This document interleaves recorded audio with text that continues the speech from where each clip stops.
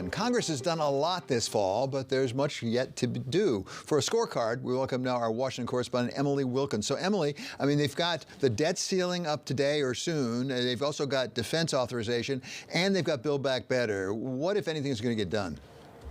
So we know that the defense authorization piece that has just passed the Senate in a bipartisan vote, so you can cross that off the to-do list.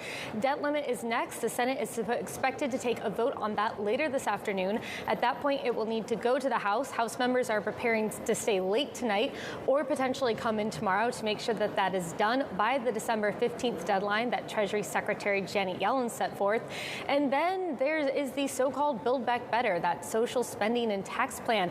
That's still a huge question mark. Senator Chuck Schumer, he says he wants to get it done before Christmas, but time is really running short on that. We still don't have any commitment from Senator Joe Manchin whether or not he will support the legislation. And there are questions about things like paid family leave, the state and local tax deduction that still need to be figured out. So there is a good chance that that particular piece goes into 2022.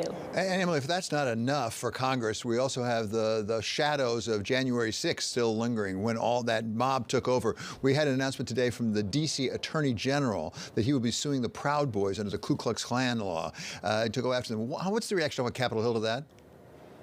So right now, Capitol Hill is actually, January 6th is big on everyone's minds today. The House is about to take a vote to potentially hold Trump's former chief of staff, Mark Meadows, in contempt.